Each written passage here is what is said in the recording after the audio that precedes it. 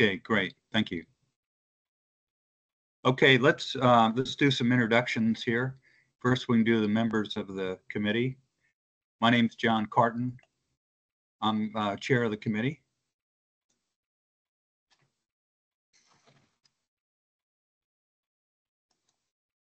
It's James Davenport. I'm sub-chair of the committee, vice chair. I'm sorry. I can't seem to get my camera to work. It's all right. Dave Assistant, member of the TAC. Okay, great. Hello, everyone. This is Francis Kroll, also a member of the committee. All righty. Thanks, Frank.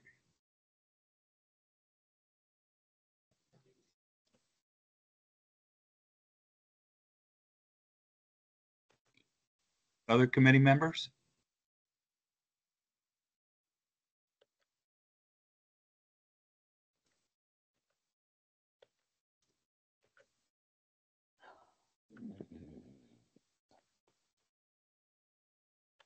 Okay, Roseanne, we see you.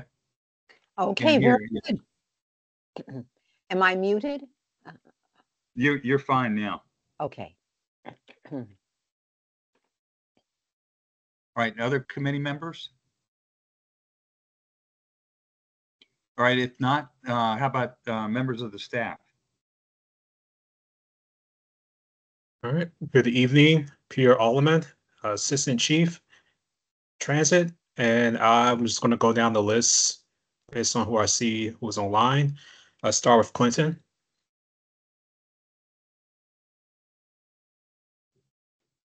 Good evening, everyone. Clinton Edwards, Transit Services Manager.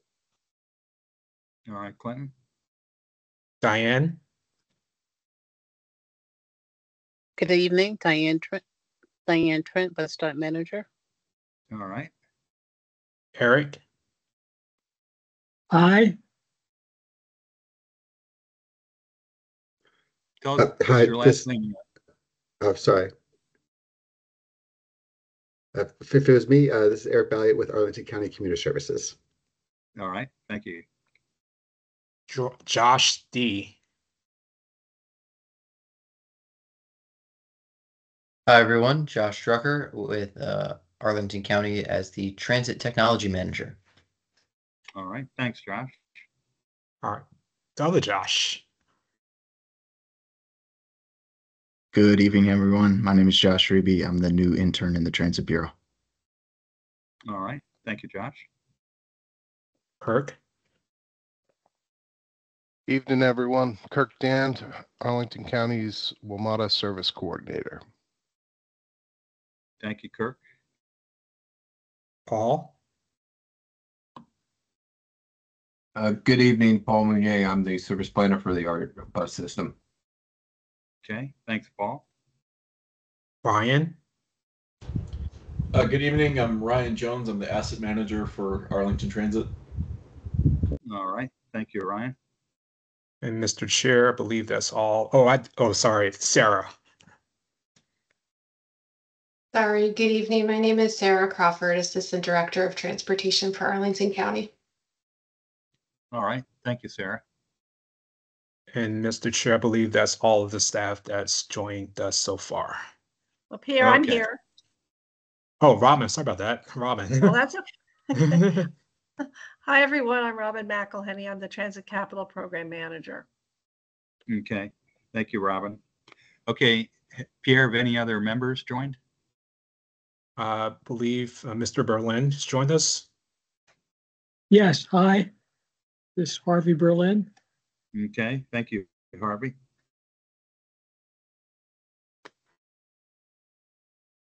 Okay, so at this point, let's have public comment. Is anybody here that would, from the public, that would like to speak?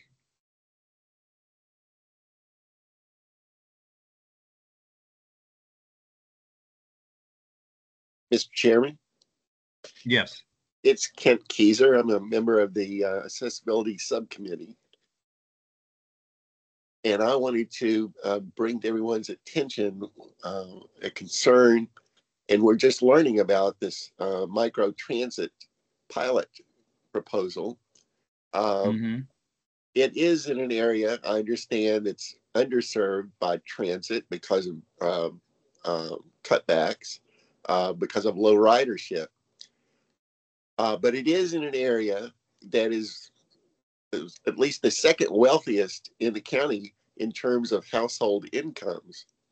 So I'm wondering why we're spending precious public resource dollars on that area of the county when there are so many unmet needs in other populations. For instance, the disability community, which historically has had double unemployment rates, typically lower incomes, and since 2015 at least, has been promised by the county a very similar service to the microtransit pilot proposal, which would include an app to schedule on-demand trips, to do tracking of the vehicles in real time, just that entire menu that's in the presentation that we saw today at the subcommittee. So I'm eager to learn more about this proposal, but I just wanted to alert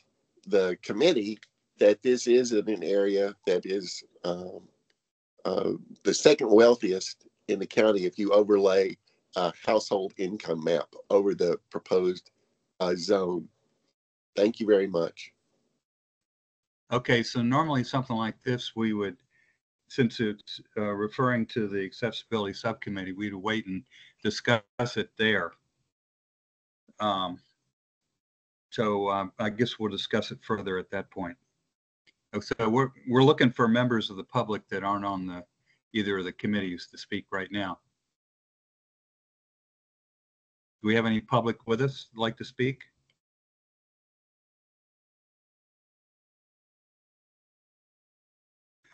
Okay, hearing none. Do we have a quorum yet, Pierre? At this time, Mr. Chair, we do not have a quorum. We're one short. We can wait on the minutes. Okay, so our next item here that we'll go to is the recap of the Transit Capital Projects Tour. And so Harvey and I'll turn our cameras off here so we can give all of our attention to Robin. Thank you. I'm going to share my screen and pull up the presentation. Let's see.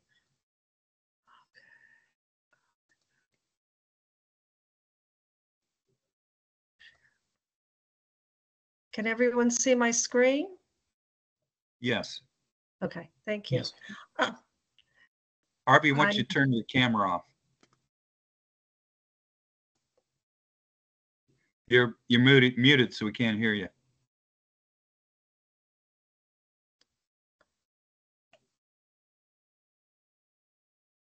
Right, I guess he's having trouble doing it. So why don't you go ahead, Robin?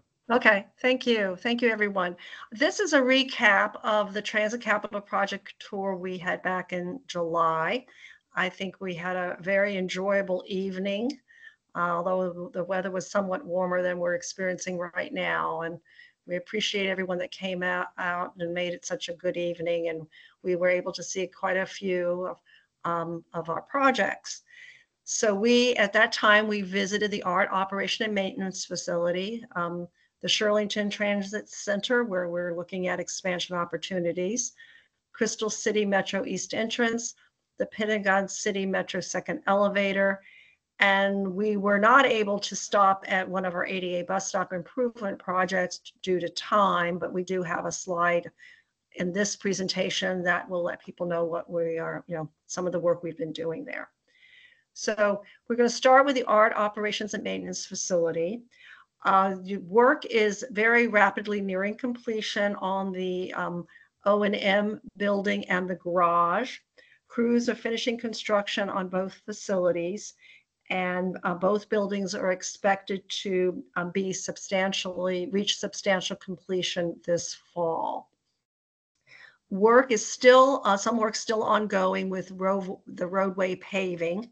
We're also continuing to install the solar panels over the bus parking canopy to support the battery electric bus infrastructure. That work will be completed in November 2025, and the infrastructure will be in place for 12 buses. Excuse Robert, me, Robert. are you able to advance the slides?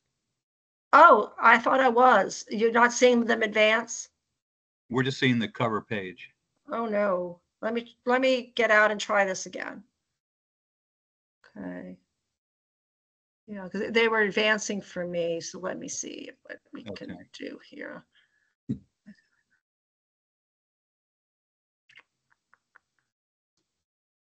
Do you see the agenda? Yes. Okay, let's see. Do you see the art operations and maintenance facility slide?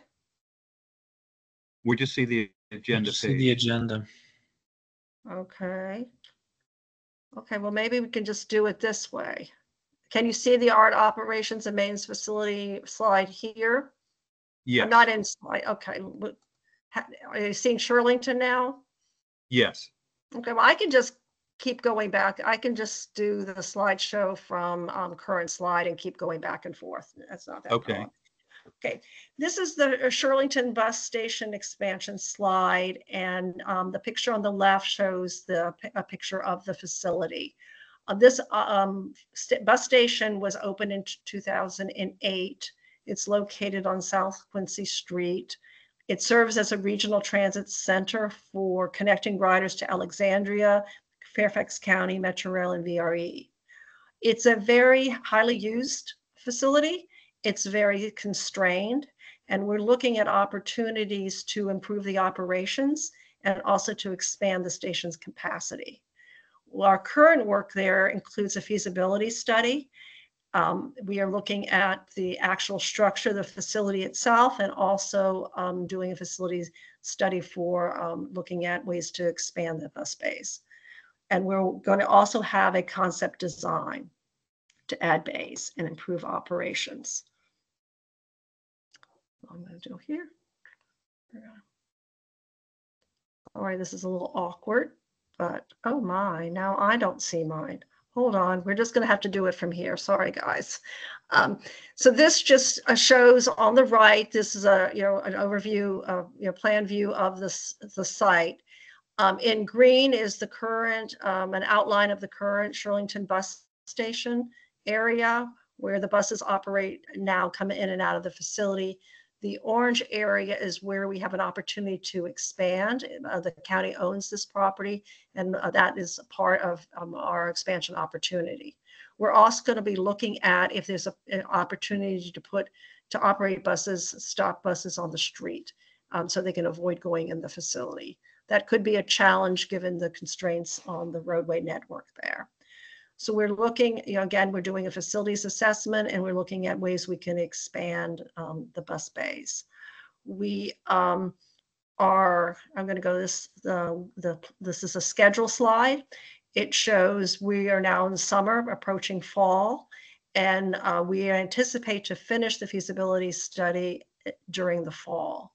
We currently have a public engagement opportunity, and I can provide a link to where you can go online and take the survey for those of you who may not have already done so.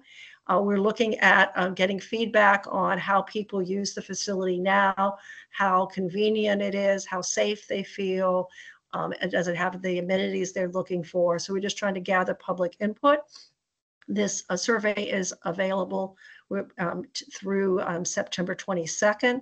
We're also going to be holding pop-ups we may already have had one. I'm not quite certain of the dates, but they are coming up, and I can also follow up with that information. So once we do the feasibility study, the design work is not expected to happen for a few years. We did recently receive some funding from NVTA for the design and construction work, but that's in some of the out years. So this is, we're looking forward to this project moving forward in the coming years. Here is the Crystal City Metro East entrance. This slide, you probably have seen before. This is a lot of background information. I'm not going to go over it because I think you've heard it, but it's when we awarded contracts to our joint development, our joint venture partner, Clark VHB. That was about a year ago. We also have agreements with WMATA in place to pay them for their staff support for this project.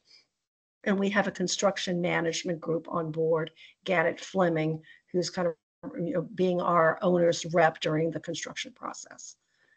And what's happening now, if you may recall, in July when we drove by the site, the trees were still there. I believe they were doing some clearing, maybe even the next day. If you were to drive by it today, you would see a full construction site underway. There's cranes on site, there's drilling rigs on site. They are starting to dig holes for the supportive excavation, followed by the deep excavation for what will be the new entrance.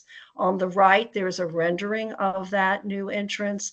You're looking at the new entrance from the north, person like standing across the street from Crystal Drive. Right now, the design work, in addition to the construction activities starting, we're quickly wrapping up the design work. It doesn't officially end until February, but the bulk of the design work is wrapping up now. Collectively, we're probably approaching 100%, but even after 100%, there's another phase that actually gets the drawings to the issue for construction. So there's a little more work to be done there. Before the work, we've also completed some utility relocations and prior to the work that's going on there now.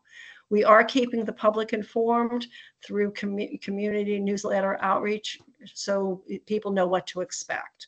We're also coordinating with some adjacent projects, the work that's going on 18th Street and the future Metro Market Square. We're still targeting April 2027 for the new entrance to open.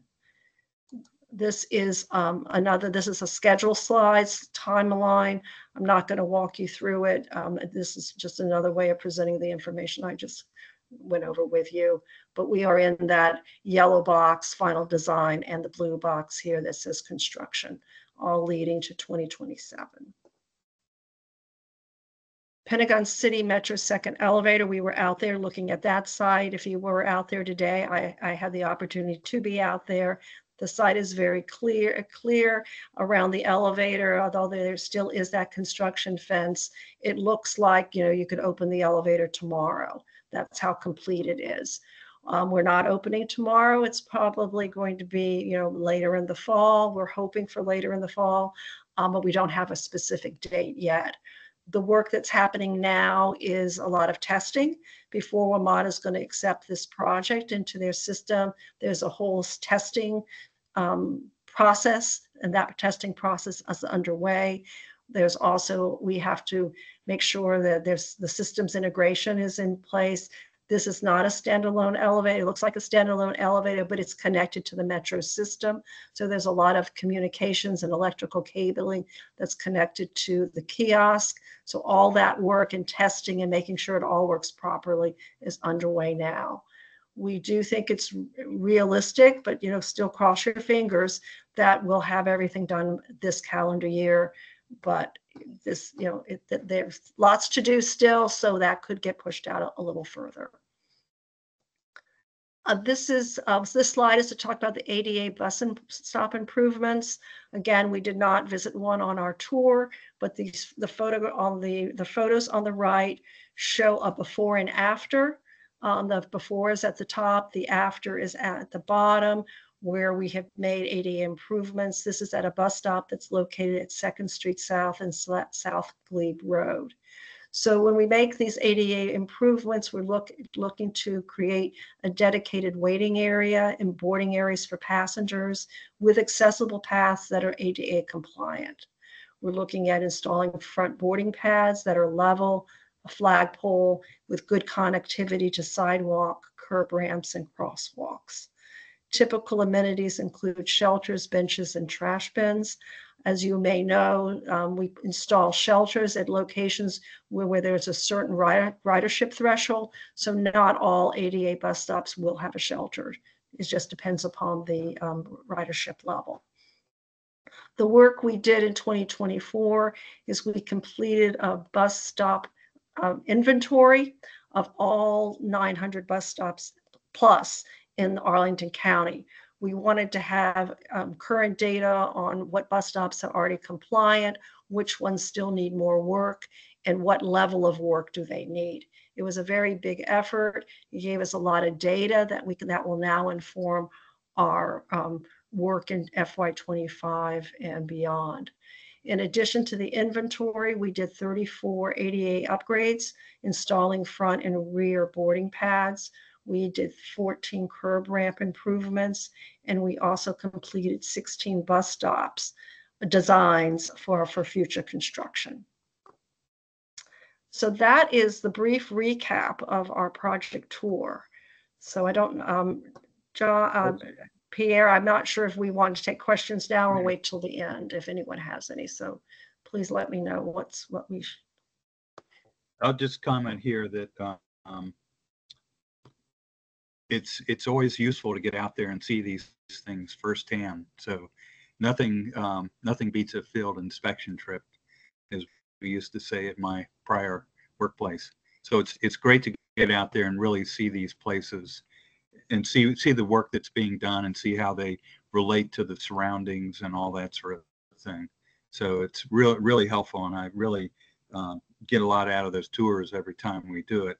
And I'm always amazed at how much you all are able to squeeze into our evening bus ride until the sun goes down. So anyway, I thought it was, a wonderful evening, and it was particularly interesting to see the new art bus facility over there in Shirlington and see that how far along it's come, and realize that it's going to be opening probably sometime later this fall. Yeah. That is the plan. Okay, well, thank you, Robin. So let's move on to the Pierre. Have we picked up a quorum yet? Yes, we've now have a quorum. Okay, great. All right, so let's go back to approval of the minutes from the May 14th meeting. Is there a motion to approve those? So moved. This is James. Okay, is there a second? Second.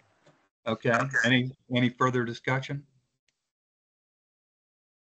If not, all in favor say aye. Aye. Aye. Any opposed say no. Okay, it sounds like they're unanimously approved. Okay, let's go on to the Arlington County Commuter Services Strategic Plan.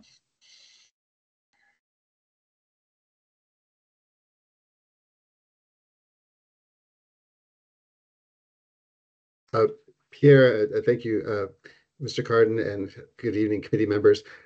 Actually, our presentation tonight will be given by Laura Biala with Foursquare ITP, whose company has helped us develop this plan. But before we turn it over to her, I'd like to invite Sarah Crawford, who is our Assistant Director of Transportation and also involved in this effort, if she has any opening comments.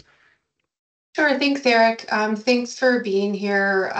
Well, thanks for allowing us to be here with you tonight to provide this update on the recommendations from our Commuter Assistance Program Strategic Plan. This outlines both the successes and the next steps that are recommended for increasing mode share in Arlington, having recommendations for the Arlington County Commuter Services ACCS program to expand messaging around transit, bike, walk, scooting, potentially microtransit, as you all will hear later, in trying to get more people to not drive and choose other modes of transportation. So we're excited to hear any feedback that you might have as we bring this forward to the county board for adoption this fall. With that, I can hand it over to Laura. Okay, great. Hey, Harvey, can you turn your camera off?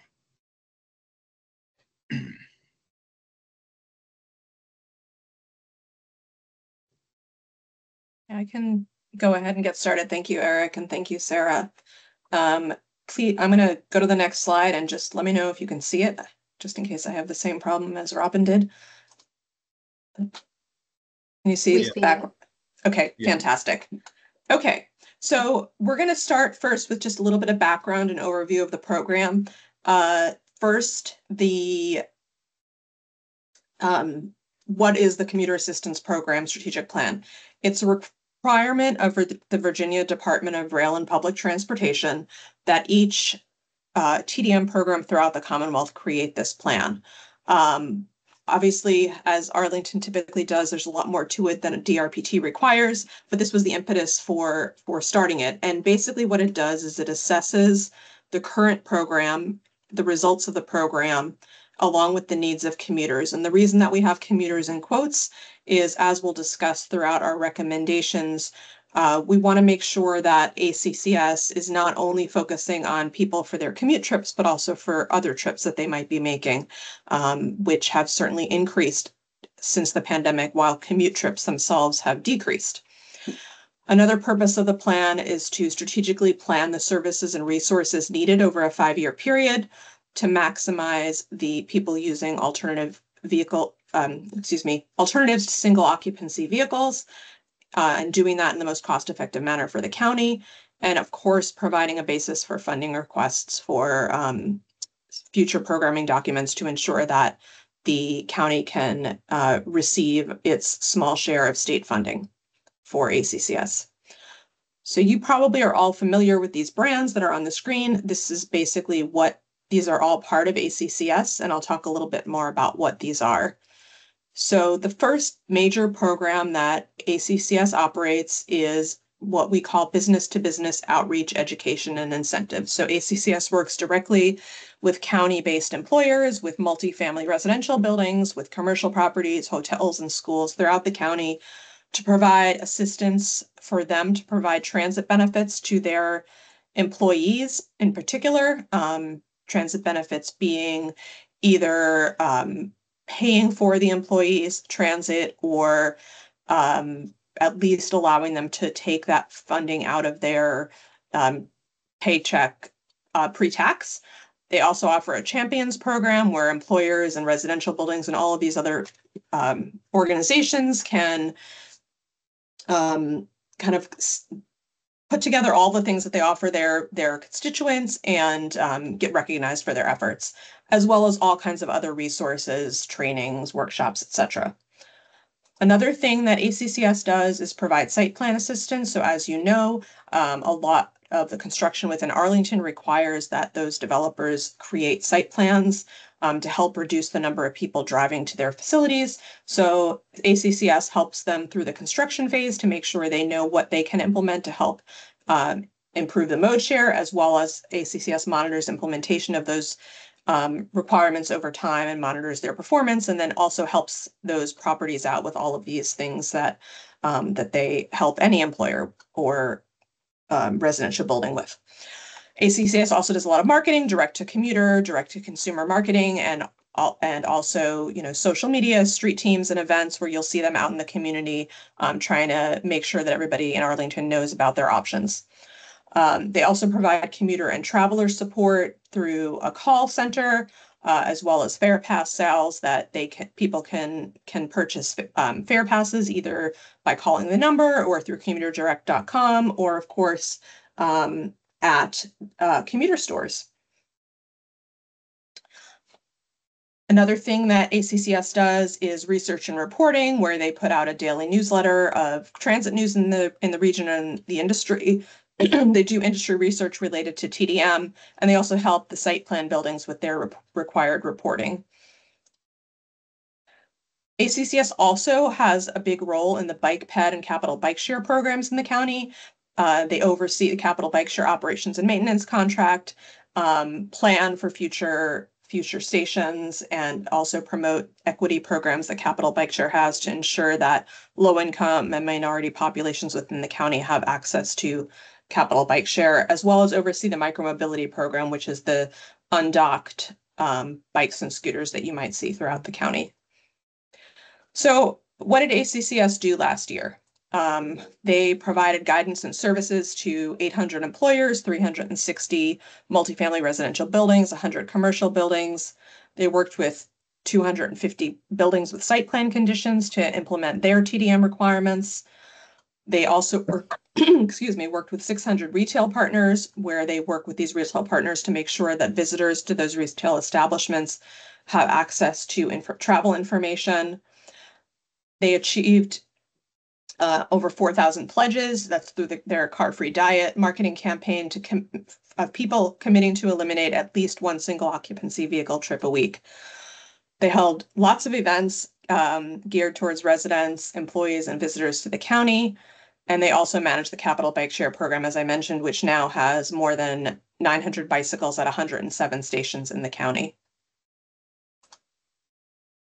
Also, the commuter stores, they sold 100,000 Fare Pass products, which include fixed route transit, but also for STAR, as well as the iRide student smart trip cards. And they also served 300,000 visitors to their stores. And then Commuter Direct also sold and processed quite the same amount of passes and fare products. And finally, the Commuter Information Center, which is that call-in center, fielded 20,000 phone calls and half as many of that emails as well, which includes questions about travel information, questions and complaints about art, and calls for fare purchases. And they also have a distribution center which distributes brochures, collateral, etc., and updates the art bus stops with new information as service changes or as maintenance is required. So impacts of ACCS, this is a little different than what they did. This is information that's based on kind of industry standard calculations. And through all of those things that ACCS does, the last year for which data is available, by the way, is 2022. With their assistance of all those commuters, they were able to eliminate 37,000 daily vehicle trips and 644,000 daily vehicle miles traveled, which results in high levels of emission reductions, which I will not read. There's also a societal cost savings that results from the efforts of ACCS in terms of air pollution, congestion reduction, crashes avoided, etc., which is valued according to these industry calculations at $53 million per year, which is about a 4.3 time return on investment that the county makes in this program. And when I say the county makes in this program, the majority of the funding for the program is actually through a federal grant program called CMAQ. So through this process, we determined some future market area focus for the program. So we kind of divided our target markets into two, first being recurring trips, and those are your typical commute trips, whether they're within Arlington or from Arlington to other places. And that's whether you're going to school or work, primarily work, of course, with a significant focus on recurring trips during second and third trips around weekends, which have not been a traditional focus of ACCS. And then a secondary target market of non-recurring trips. And those are kind of your non-work trips, anyone traveling for any reason, going to the doctor, going shopping, visiting a friend. And again, for this market, we've identified this kind of third bullet here of multifamily housing residents in equity emphasis areas. And I'll show a map of that on the next slide. But not that ACCS hasn't been doing this in the past, but kind of doubling down on efforts to make sure that they're reaching people who live and work in equity emphasis areas. So the equity emphasis areas are actually a definition developed through the county's Title VI program. And that is people or households, excuse me, with a median income less than 50,000 and people of color population. So an area within the county that is considered an equity emphasis area, which are these black hatched lines, are areas that either have 17.5% of those households having that low income, or 38.5% of the population being people of color, or both. We also looked at low-wage jobs through this process because we wanted to make sure that we're looking at places throughout the county that ACCS can focus on where people who are have low wage jobs are working so that we can make sure to target them. Okay, the next thing we did through the plan is develop a strategic framework. So we have a vision and mission. These are not much different than before. So I'll put these up, but basically the vision of ACCS is to support and champion Arlington as a place where everyone can find it easy and desirable and safe to choose different modes. And the mission of the organization is to educate and empower anybody who travels within Arlington with information that allows them to take those modes. We also developed 4 goals for the program. I won't read them, but they're basically, the first one is about providing education and outreach. The second is about increasing mode share. The third is more of an internal goal of optimizing the organizational and operational effectiveness of the program, and also having diversified funding sources for continued sustainability of the program. And the fourth is about leveraging data and key performance indicators to make decisions about how to improve the program, as well as to communicate the success of the program and its impact on the county. So with that, we'll go into program recommendations. I know there's a lot here, so I apologize for going so quickly. The recommendations are sort of centered around these 6 areas. I'm going to talk about some highlights and then quickly go through the areas outlined in black, just to give you a little bit more detail. So some of the key highlights, first of all, is to rebrand ACCS, which stands for Commuter Services, to make sure the focus is inclusive of all trips and not just commuting. The second is to update and consolidate the branding and websites. At the beginning of the presentation, there was that slide with all the different brands, which can be confusing for people. So making sure that's consolidated and updated. Focusing on equity populations that I talked about. Focusing more on performance reporting. A stronger collaboration between TDM and transit. There is some, but kind of doubling down on that effort to make sure that TDM is incorporated into various other transit programs within the county. Streamlining the site plan oversight process. It's a little bit, I guess, disparate between 2 different groups within the organization, so streamlining that, as well as developing a plan for funding resiliency, since, as I noted, the majority of the funds come from one source. So a few more specific highlights on the business-to-business outreach. Again, this is for employers, residential buildings, and so forth. A lot of what ACCS is already doing will continue, so just to be clear that the bullets that I'll share are things that are new or enhanced or modified. So developing more partnerships to reach people who are in a position to change habits. So those who have a new place to live or have a new job are good prime examples. On the employer side, working on expanding the transit benefit program information. Again, that's the employer providing free or pre-tax transit benefits. Those are typically offered by employers with white collar workers. So expanding that and trying to encourage employers that have a lot of low wage or non-office workers to participate. Another is expanding the residential outreach further to make sure that older multi-tenant buildings are included and not at the exclusion of the newer buildings that have site plan conditions. Being clearer for hotels who they can reach out to, and working with Arlington Public Schools to develop a TDM for Schools program that's targeted to students and families. And the last thing I already mentioned in our highlights, so I'll move on. Marketing and promotion, rebranding we talked about, consolidating the websites we talked about.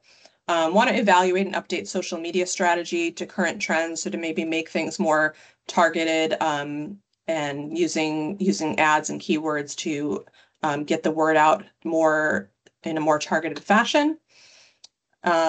Expanding the marketing campaigns outside of car-free diet and trying to get people's attention through some different promotions and campaigns.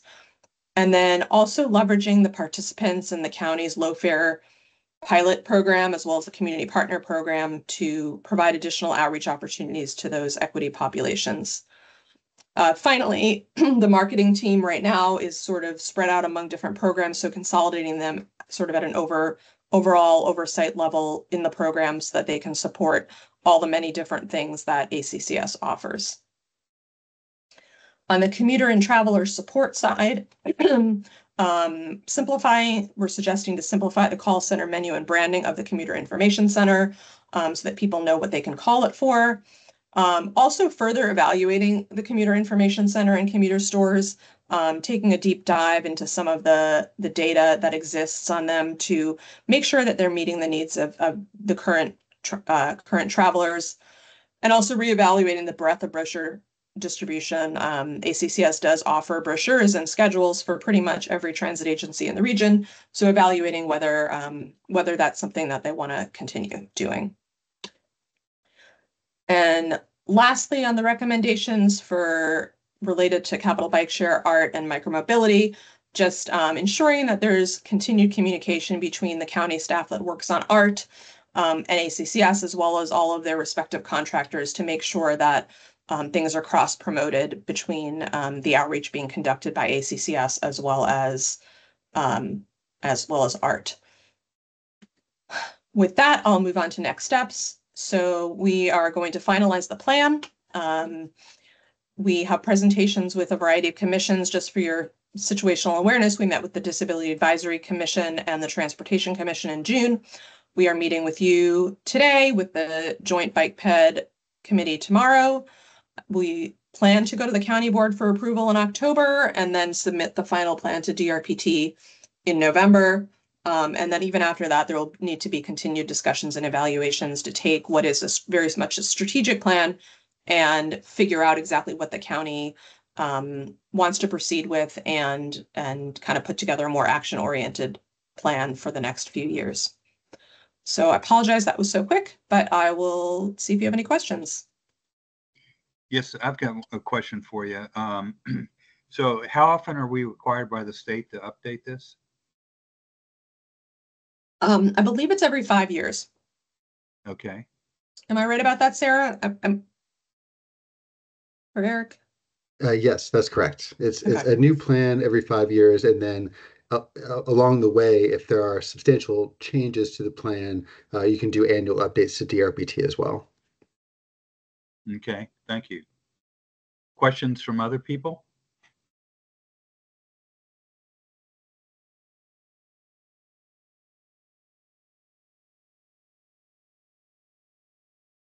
Okay, I've got another question for you, and that is, as you look at the state of our commuter, and other services, what are the places that really stand out in Arlington as opposed to other parts of the state, places that we can really be proud of in terms of what we've done and accomplished and where we are now?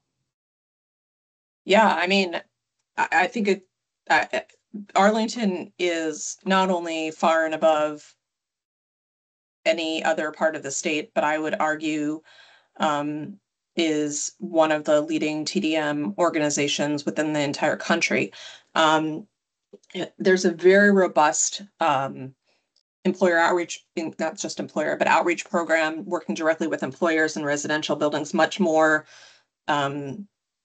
so than certainly programs in the state, and even in areas of similar sizes throughout the country. Another area that is quite different between Arlington and other areas is just the fact that the TDM organization is so involved with capital bike share. That's not that other places throughout the state and the country don't have bike share, but the fact that TDM is involved is kind of a great example, because a lot of the part of getting people to actually use bike share systems is getting the word out. So it's kind of a nice tie together. And there's also a lot more direct to commuter programs between just general marketing to commuters, with Arlington going out to a lot of community events and farmers markets and providing learn to bike classes, as well as the commuter stores and the CIC, which are all commuter facing. So I would say it's a much more robust program than other parts of the state, but it's also in a much more congested part of the state. But if you look at it and compare it to some of its nearby jurisdictions like Alexandria and Fairfax, Arlington should be proud of the fact that it offers such a variety of programs to people, not only people who live in Arlington, but people who work in Arlington. Okay, great. Other questions?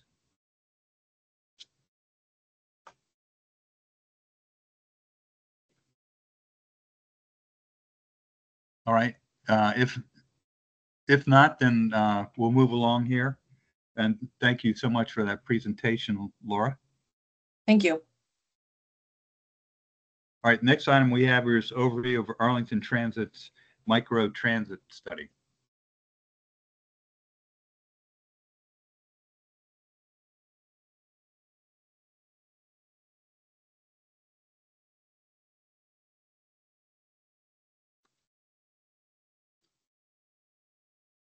Can you see the presentation on the screen? Yes. Okay, great. Yes, I'm going to give you a brief overview of the Arlington microtransit implementation plan. This isn't a study. This is actually helping develop a scope of work for the implementation of a microtransit pilot in Arlington County in the next year. Okay. So a few things I'm going to go over is project overview, intended outcomes, building from our previous planning, going over some of the other plans, a brief introduction to what microtransit is, and then an implementation and planning timeline. And then some of the other things that we aren't going to go over really today are developing the model, the key considerations, the metrics, and engagement and communication. I'll touch on that briefly. But we are still working on the developing the service model. So there have been multiple planning efforts and studies on microtransit in the county. The most recent, which this project is being based on, is from the Transit Strategic Plan that we just finished. This is an implementation plan. It's not an additional study. As we'll see later, the last study was in 2019. There has been some changes in behavior of the way people travel and technology. So we are making sure that we are identifying what's best for Arlington County. We're trying to get this launched in the next year, and then we will be have to determine what the metrics to assess the program are going to be. Some key target dates, recommendations for the scope of work is going to be completed in November of 2024. And then procurement will begin in January 2025. That could be a full request for proposal or some other procurement mechanism if we can identify something that can move this along quicker.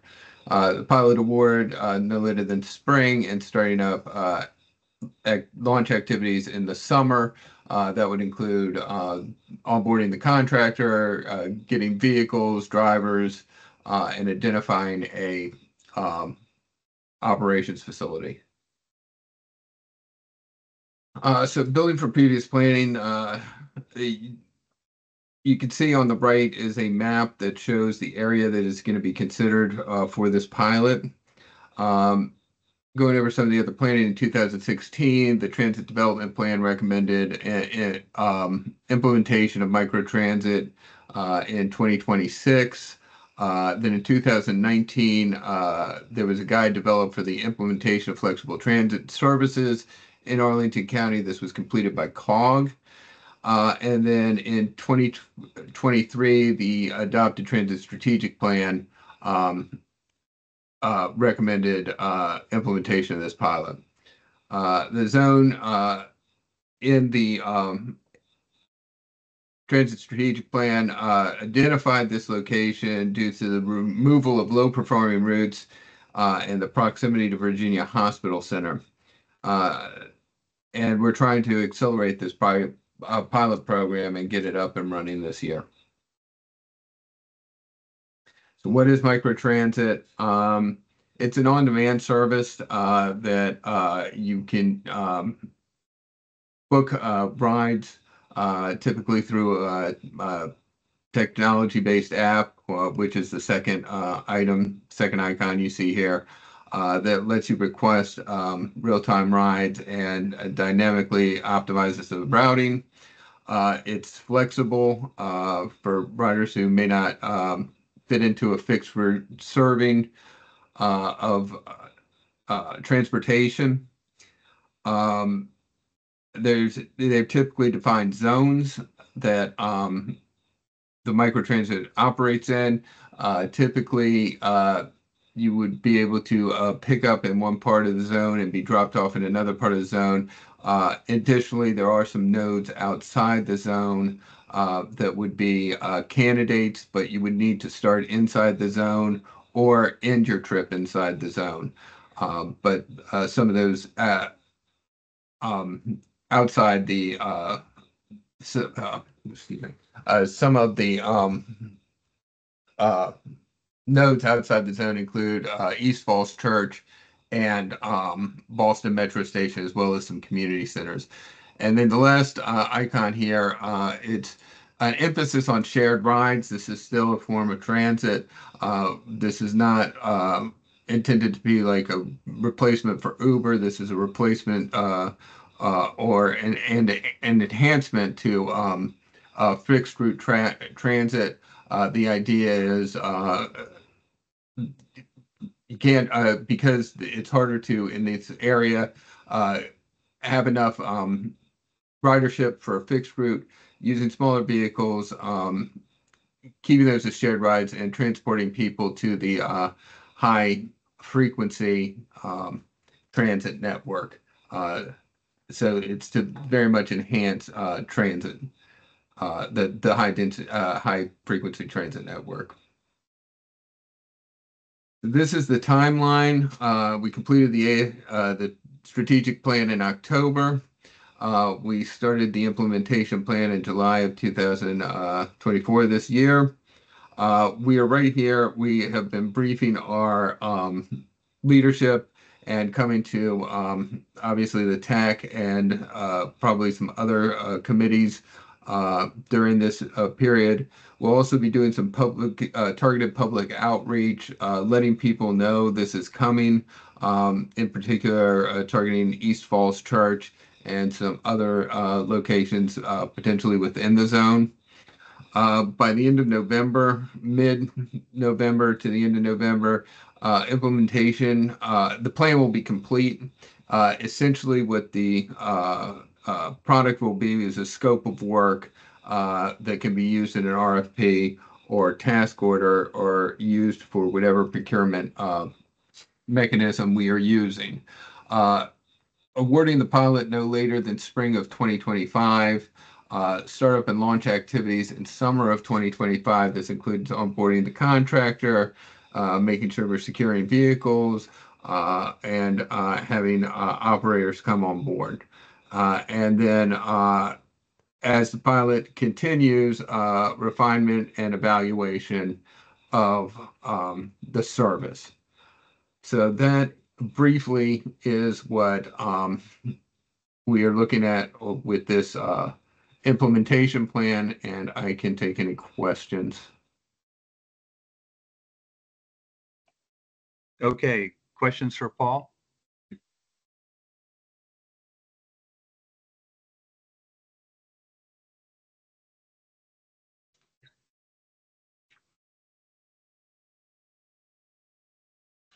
So, Paul, Okay. how does it actually work in terms of the implementation? Like, what is the type of service? How are people transported from one place to the next? We're still working on the details of that. Generally these are smaller vehicles that, and they'll be identified what are called virtual bus stops throughout the area. People would use the app to book a trip, essentially indicating what time they need to arrive at their destination, and then the technology would also optimize those trips together to make sure that we're optimizing free rides. And I do want to just note that in the chat, Samantha Bond, we did note your comments because we gave this presentation to the accessibility board. I just wanted to make sure that I did want to let you know we did see and we are noting your comments. So thank you. Okay, any other questions for Paul? Chair Carton, may I add one other point? Sure. Yes, I just wanted to let you all know, just to reemphasize what Paul said, this microtransit pilot was part of the board adopted transit strategic plan, and this zone was identified. That's why this pilot is looking at that first zone. So we're just following what the transit strategic plan says. There are possible opportunities for other pilots in the future. However, we're very early on. We're just introducing this project. We haven't got to the point of making any recommendations, but we're following the recommendations as prescribed in the board adopted transit strategic plan. Great. Thanks, Glenn. You're welcome. Thank you. Okay. All right. Thanks, Paul. Appreciate the update. And I'm sure you'll be coming back to us in the not too distant future to tell us how it's going. Absolutely. I would probably have an update in November, I would think. Okay, great. Thank you very much. All right, the next item here is Arlington's transit and STAR system-wide performance. Hey everyone, I'm going to present in Teams.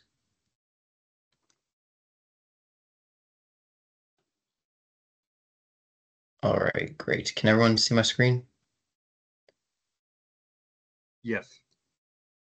Awesome. Okay, so ART and STAR system-wide performance year-over-year review. On the first slide, we have the ART year-over-year review. You can take a look at the table in front of you. It has a lot of numbers and data points for those 2 years. I'm going to point out these 3 bigger ones on the left. One that's really cool is year to date, we have taken 485,000 more trips for ART ridership. On-time performance is unfortunately down by 8%. And the number of customer comments is up by 57%, 57 comments. Ridership increase is a really cool increase that we've seen. Were Feel free to were there certain lines where it was particularly strong, Josh? I think overall it increased system-wide, like each route kind of increased as proportionally. So like the 41 continued to be our highest performing route and such like that. Okay, thank you. For STAR review, the STAR ridership is up by 4,000 rides. The trip cancellations and no-shows also went up by 300 and almost 40 cancellations or no-shows. And the number of comments went down by 53 comments. So higher ridership, but the comments went down slightly, which is interesting. And feel free to ask any questions along the way. So something exciting, as you guys all know, the Route 56 is a new route in Arlington for ART. It took the service area of a couple lower ridership routes, and kind of we combined the routes into one streamlined route to kind of hit all that as much service area as possible. So in comparison to the Route 53, 61, and 62, the difference in ridership is down 29% for just looking at the month of July from 2023 versus the 56 in July 2024. Now, that being said, all new routes across the country, it takes months sometimes years for the ridership to kind of settle in place. It'll change because it's a new route and it takes people a while to get used to where the bus is going, how they can fit it into their normal day-to-day lives. So it's predicted, it's pretty safe bet to think that the ridership will change. Normally it will increase per month after implementation. So for July, it was 2,000, almost 400 trips. Any questions on the new route? Well, I'll just comment, it's up dramatically there in passengers per trip, average passengers per trip, over the others. Right, so it's become even though it didn't take the total ridership as much, the efficiency seems to be dramatically higher, which is great. That's a good statistic. Mm-hmm. All right, I'll keep moving. We're going along quickly, so if anyone has any questions, feel free to ask at any time. The new fare structure. So this was implemented in July 1st. And we follow suit with what WMATA does, because we also participate in the smart trip. So the new adult fare one-way trip is $2.25 per trip. And the new fare for select groups is $1.10. The groups are listed there as senior citizens, people with disability, and K through 12 if they're paying through cash. The ART bus or WMATA riders still ride free on the second trip with our transfer policy. This was implemented July 1st along with WMATA,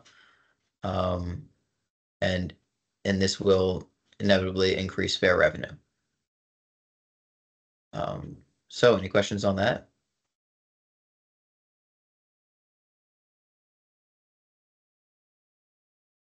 This is our last slide. It's very wordy, but we'll get through it here. This is a real-time update. I presented back in, it was like 6 months ago, I believe, at not our last TAC meeting, but the one before that. I think it was in May. So not 6 months ago, sorry, but I think it was in May. About the real-time updates being addressed with the ghost buses that were in the system, where passengers standing at a stop and the stop says that a bus is coming and the bus never comes. So since then, we've implemented a software update so that it gives our operations team, the dispatchers, the ability to cancel a trip if the bus is not coming. This new system still requires the human input. It's not an automatic system. It still requires the human input. And on average, before the implementation, for the year beforehand, there were approximately 2 comments regarding ghost buses per month. And since the implementation, there's been about 1 comment every 2 months, so 0.6 comments regarding ghost buses every month. So the comments from the passengers noting when a ghost bus happens has gone down pretty significantly, and I believe it should continue going down, because in the beginning, the dispatch operations team has to get used to a new system they've never had to use before. So I believe it should continue getting better and better, that the operations team will be, communicating through this system when buses are not coming. Are there any questions on this? Well, I'll just make a comment. So nothing beats reliability in people or products, reliable. But the second going hand in hand with it is nothing beats good communication. So it seems like here what you're trying to do is provide the best communication that you can on that day to person standing in the bus shelter, so they know what's really happening, which is good. Yes, exactly. Obviously, we would love to never miss a trip, but if you're going to miss a trip, we should at least communicate it in a timely manner to the passengers waiting. So I have a question. Has there been any issue with buses that say they're canceled but aren't? I'm asking because that happened to me a couple weeks ago. Like there was a notification on the real-time update on the, like the ART real time where you put in the bus stop number, and it said it's the one that goes down to like 4 Mile Run. I think it's the 44. It said that it was canceled, but then my friend was giving me a ride back to my place, and then the bus like passed us with people in it. Is that? Sure, yeah. I have not heard of that being an issue so far. There's been no comments that came in about that, other than your comment right now. But this is a human, it does take input from a human, so maybe they accidentally clicked, the next route, they 41 and 42 are right next to each other, and they accidentally clicked the wrong one. So potentially something like that happened. But Okay. yeah, no, I've not heard of that other than your comment. That has not come in much or at all. So Okay, yeah, just thought I'd ask. I mean, that's the first time I've ever heard of it happening or had it happen in 4 yeah, years no, in that's Arlington. So just I'm curious really if glad you brought seen it that up. again. Yeah. Because that's it's just something to remind the operations team how important it is to when when you're communicating to the public, you got to make sure what you're saying is accurate. Yeah. Awesome. If there are no other questions, that's all I've got. I've got one other question for you, Josh, and that is, once we get in the new Art Bus Center down there in Shirlington, the maintenance facility, will there be some benefits there in terms of our communication and dispatching and reliability and things like that we're having trouble with today? Sure. Regarding this specific technology, nothing really should change with the building, but I think we are hoping for some more reliability and communication with this building change. Clinton, I don't know if you want to jump in and speak on this, but I can give it a brief, couple points. One, we've been really reviewing and addressing the way that the operations team and the call center communicate. Yeah,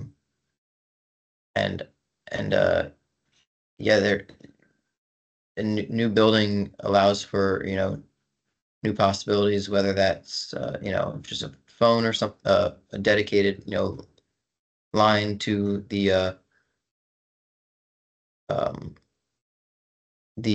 customer service or something to really, bring those two different operations together in a way we haven't done before.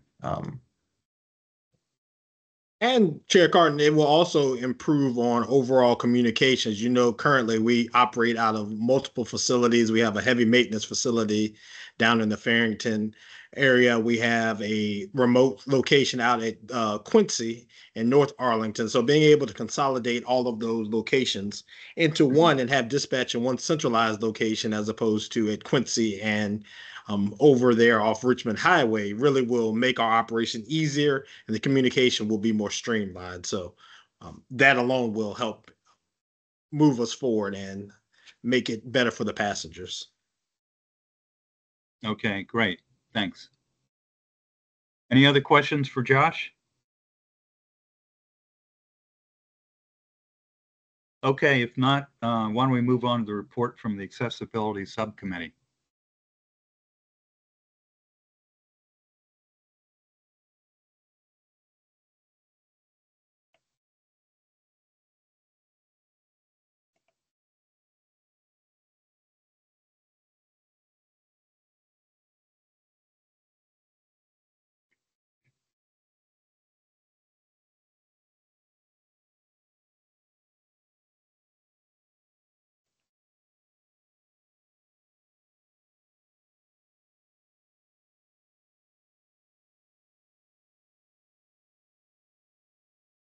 Chair Carton, are you looking for the subcommittee chair to give that or staff? Well, whoever's prepared to do it. I don't have a name here, so you can do it. If is the chair still on here? Yes, she is. Miss Ashby, would you be Okay, able to yeah. give a report from today's accessibility subcommittee meeting?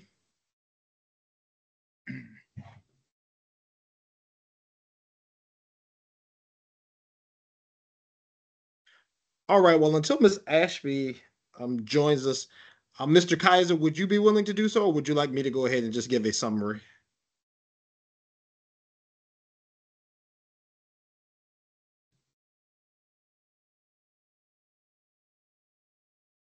Why don't you go ahead, Clinton?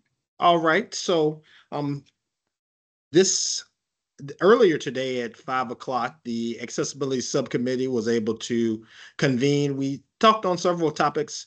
We mirrored a lot of the presentations that happened here, started by Pierre gave a synopsis of the transit capital projects, then Paul followed with a recap of the microtransit that you just recently heard, followed by Rocco, who gave a presentation on performance that you also heard. The subcommittee had a question regarding the ongoing STAR RFP for a new operator that we briefly gave an update on. And also the committee had some business that they wanted to attend to. They are looking to expand the membership of the committee. They brought up some accessibility issues with the audio announcements of the art buses and some other various committee business. We have some other things that we need to do as far as tweaking the minutes, but overall we had a good, productive meeting. One of the main things the committee is looking to do is to expand the committee. So the chair of that subcommittee is going to be sending a note to staff asking for us to send it out to persons on the Transit Advisory Committee and also all registered STAR users to see if they can expand the membership of the committee prior to the next meeting on November the 12th. Okay. Now I see Roseanne's on here, but I guess maybe she's having trouble getting unmuted here.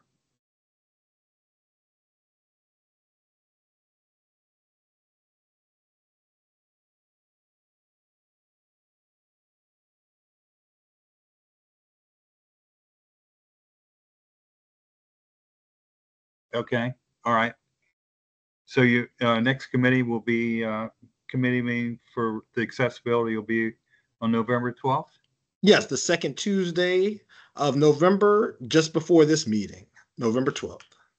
Okay. And that's all I have. Okay. Any other comments about the accessibility subcommittee from anyone? Okay, if not, are there additional items from committee members or staff that we can discuss tonight?